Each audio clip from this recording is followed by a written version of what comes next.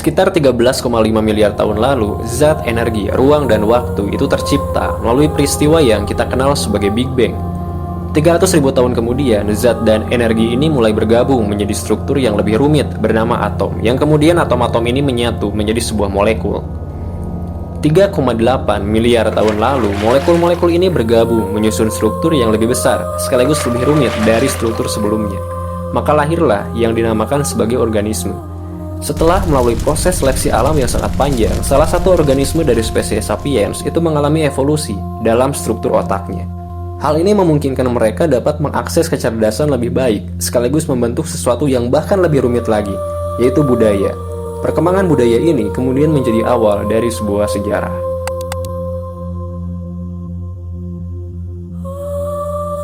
Jutaan tahun yang lalu, nenek moyang kita hanyalah bagian kecil dari ekosistem. Membunuh atau dibunuh, berburu atau diburu, setiap detik di alam liar, ancaman predator akan selalu membayangi mereka.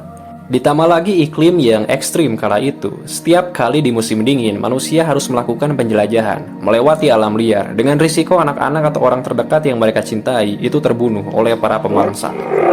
Semua itu dilakukan hanya untuk mencari tempat yang hangat agar bisa bernaung di bagian bumi yang lain. Proses seleksi alam terjadi setiap saat, di mana kematian manusia adalah hal yang sangat wajar. Itulah sekilas tentang kehidupan nenek moyang kita dulu yang berjuang hanya untuk tidak mati di esok hari.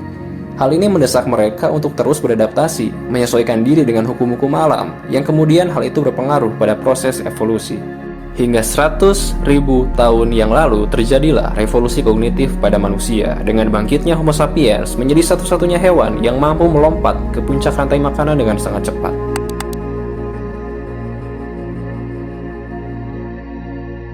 Manusia adalah hewan yang berpikir. Begitulah kata Aristoteles, bahwasanya sesuatu yang membedakan antara manusia dan hewan-hewan lain adalah kemampuannya dalam mengaktualisasikan akal melalui bahasa. Dengan bahasa, kita bisa bekerja sama, dan dengan bahasa pula kita bisa melahirkan pola keyakinan yang sama, yang kemudian membentuk sebuah komunitas. Semisal contoh, dengan sama-sama meyakini bahwa kehidupan di alam liar itu berbahaya, maka manusia mulai berinisiatif untuk membentuk kelompok yang lebih besar, menetap di sebuah tempat dan mengumpulkan sumber daya sebanyak yang bisa mereka kumpulkan. Di mana manusia gak perlu lagi khawatir untuk mencari makan di tengah rimbanya hutan, di mana 10.000 tahun yang lalu menjadi momen revolusi yang mengubah cara kita hidup, dari seorang pemburu dan penjelajah menjadi seorang petani dan peternak. Inilah yang disebut sebagai revolusi agrikultur.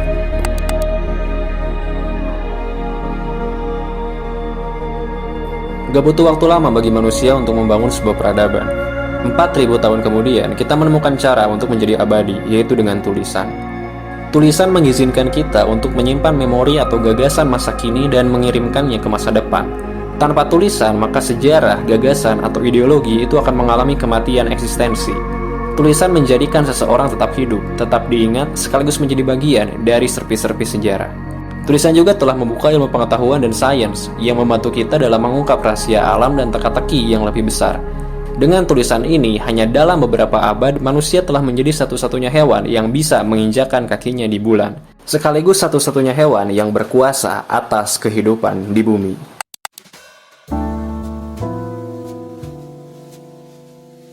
Tapi pada faktanya, peradaban tidak berjalan sesederhana itu. Selalu ada reaksi dari sebuah aksi, selalu ada asap dari kobarnya api.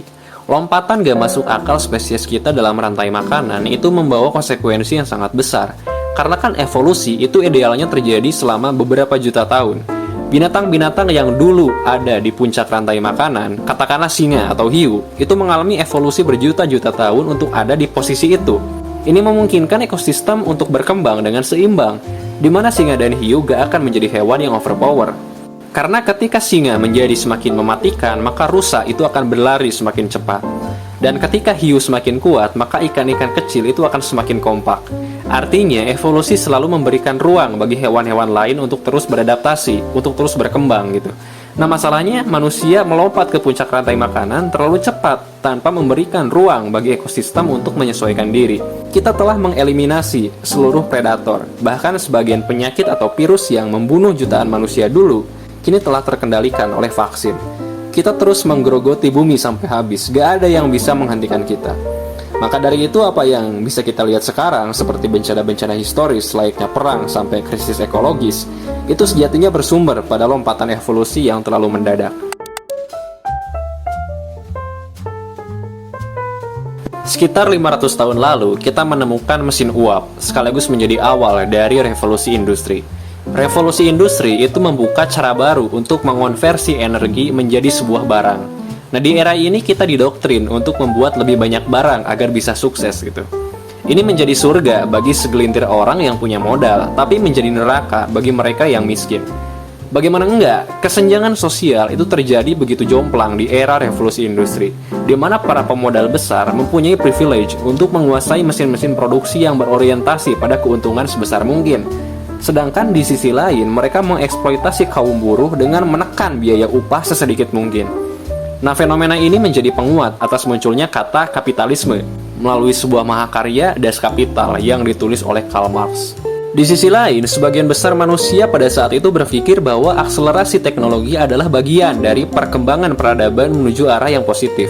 Tapi mereka gak memperhitungkan human error gitu, dimana ketika teknologi dipermainkan ideologi, maka akan berakhir dengan perang. Polarisasi dua ideologi besar antara Barat dan Timur, liberal dan komunis, kapitalis dan sosialis itu saling berbenturan hanya untuk membuktikan siapa yang lebih kuat. Mereka menghancurkan satu sama lain demi mengambil alih nahkoda dunia menjadi adik kuasa yang mampu menyetir peradaban.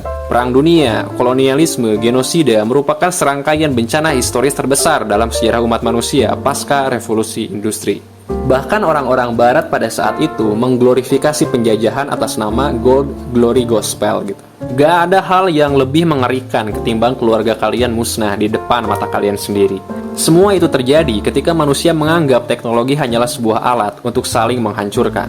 Semua itu terjadi ketika teknologi dipermainkan oleh ideologi.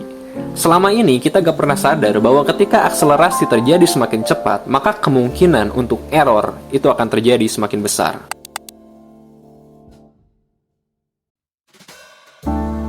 Kabar baiknya, manusia mulai menyadari bahwa perang itu lebih banyak ruginya daripada untungnya.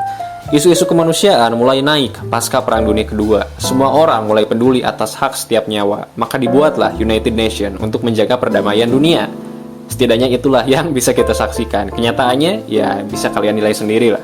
Tapi di sisi lain, kita bisa membandingkan dengan kisah nenek moyang kita dulu, di mana revolusi kognitif itu telah membentuk kelompok-kelompok kecil, semisal suku. Kemudian revolusi agrikultur itu membentuk kelompok yang lebih besar, maka lahirlah sebuah pedesaan gitu, atau komunitas-komunitas yang memiliki keyakinan yang sama. Nah, beberapa tahun yang lalu, pasca Perang Dunia Kedua, setiap negara yang dihuni oleh jutaan manusia itu bergabung dan bekerja sama dalam sebuah komunitas dunia yang lebih besar. Semua hal ini terjadi ketika manusia mempunyai keyakinan yang sama, yaitu keyakinan untuk hidup. Lalu apakah masalahnya udah selesai? Ternyata belum, Pak. Musuh terbesar yang kita hadapi sekarang itu bukan predator di alam liar ataupun manusia lain, tapi kerakusan diri sendiri. Jika dulu kita bingung tentang bagaimana caranya mempertahankan hidup, sekarang kita bingung mengenai merek apa yang akan kita pakai. Jika dulu kita mati diterkam hewan buas, ditusuk tombak, atau tertembak senapan gitu, sekarang kita mati karena obesitas. Kalau misalkan kita lihat dari sudut kapitalisme, pemilik modal itu harus secara konstan meningkatkan produksi jika mereka ingin tetap kaya. Di sisi lain, mereka juga harus membuat konsumen ketergantungan terhadap produknya. Ketika seseorang akan membeli apa saja yang dihasilkan oleh industri, maka disitulah muncul konsumerisme. Apa itu konsumerisme? Gua akan jelaskan lebih sederhana, gini. Sadar atau nggak sadar, kapitalisme telah menerapkan sebuah doktrin bahwa apapun yang kalian pakai itu mencerminkan status sosial kalian. Di sana muncullah yang namanya gengsi, di mana industri akan memproduksi semakin banyak merek dan propaganda iklan, sementara kalian hanyalah kawanan ternak yang mengikuti keinginan mereka selayaknya boneka gitu. Atau dalam produk skincare misalkan, sering tuh ada jargon inner beauty, tapi modelnya udah cantik dari lahir gitu.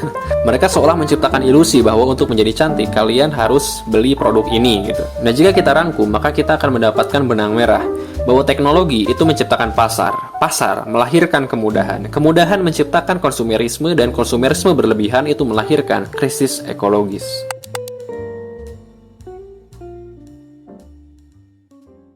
Saat ini perlahan-lahan kehidupan kita mulai menjauh dari alam. Kita mulai memandang alam adalah bagian yang terpisah. Kita mengobjektifikasi alam gitu. Kita menebang hutan, kita mengeringkan rawa-rawa, menutup daerah resapan air, membanjiri daratan, memenuhi udara dengan karbon, membangun pencakar langit, dan seterusnya. Saat ini dunia sedang direkayasa sedemikian rupa untuk memuaskan hasrat manusia. Habitat lain dirusak dan spesies-spesies lain pun terancam punah. Planet kita yang hijau dan biru itu berubah menjadi pusat perbelanjaan yang berisi beton dan plastik. Kehancuran ekologis tentunya akan membahayakan manusia itu sendiri, terutama bagi kita yang hidup di zaman ini sampai 70 tahun ke depan gitu. Mungkin anak kalian, cucu kalian, atau siapapun yang berharga bagi kalian. Dari mulai pemanasan global, naiknya permukaan air laut, dan polusi yang menyebar luas dapat membuat bumi semakin gak layak huni bagi spesies kita. Nah, ironisnya, kebanyakan dari kita itu sering denial gitu. Contohnya ketika ada COVID, banyak tuh muncul konspirasi tentang ramalan Bill Gates mengenai kenapa Bill Gates bisa tahu akan terjadi pandemi beberapa tahun yang akan datang gitu. Ya karena kalau misalkan kita menyadari bahaya perubahan iklim 10 tahun yang lalu, kita akan mengerti bahwa di ujung bumi utara, es itu mencair dengan cepat karena air laut yang semakin memanas. Ketika es mencair, maka lapisan tanah beku atau permafrost pun akan ikut mencair. Dan ketika permafrost mencair, maka ada begitu banyak bakteri-bakteri asing yang berasal dari bangkai-bangkai hewan jutaan tahun lalu yang keluar. Kita gak pernah bisa membayangkan, sekaligus gak pernah bisa tahu penyakit seperti apa yang akan sampai ke manusia. Karena bakteri-bakteri itu sebelumnya terpenjara di dalam es selama berabad-abad gitu. Nah, daripada kita membuka kemungkinan lain mengenai datangnya virus baru di masa depan atau berinvestasi pada pendidikan dan kesehatan, kita malah sibuk berdebat soal konspirasi gitu. Ya gue gak mengatakan bahwa konspirasi itu 100% salah, tapi tolong jangan lihat konspirasi sebagai tolak ukur kebenaran. Karena seringkali konspirasi dipercayai sebagian besar orang itu bukan karena benar, tapi karena menarik untuk disimak gitu. Konspirasi itu kan kayak naskah sinetron, dimana yang jahat itu jahat banget, sedangkan yang baik itu suci gitu, gak ada celah. Kemudian mereka saling dibenturkan. Sebagian orang menyukai itu karena mereka terbiasa untuk berpikir dikotomis. Misalkan, jika A benar, maka B salah gitu. Nah, harusnya gak seperti itu. Dunia ini gak berjalan sesederhana itu. Selalu ada variabel lain yang memungkinkan terjadinya sebuah peristiwa gitu. Kita harus membuka kemungkinan lain bahwa ada loh sesuatu yang belum kita ketahui yang mungkin saja itu bisa dipertimbangkan menjadi sebuah kebenaran gitu. Karena kan lagi pula konspirasi itu adalah tentang bagaimana cara kita berhipotesis, berasumsi, dan menduga.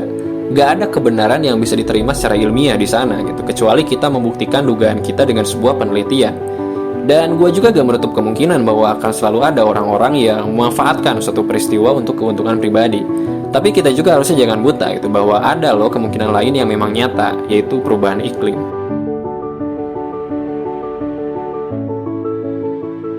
Kehadiran manusia sebagai hewan yang rakus itu memberi dampak signifikan terhadap bumi. Serangan membabi buta spesies kita terhadap planet itu telah mengubah dasar kehidupan sampai ke akar-akarnya. Kita telah menangkap 30% ikan secara berlebihan dari keberadaan mereka di alam liar. Kita menebang hampir 15 miliar pohon setiap tahun. Kita membendung dan mencemari sungai dengan limbah industri. Sekaligus gak sadar bahwa kita sedang mengurangi ketersediaan air bersih gitu. Kita menggantikan alam yang seharusnya liar menjadi sesuatu yang jinak. Pada tahun 2020 itu hanya sekitar 4% populasi hewan yang dianggap liar, sisanya adalah modifikasi untuk kebutuhan manusia.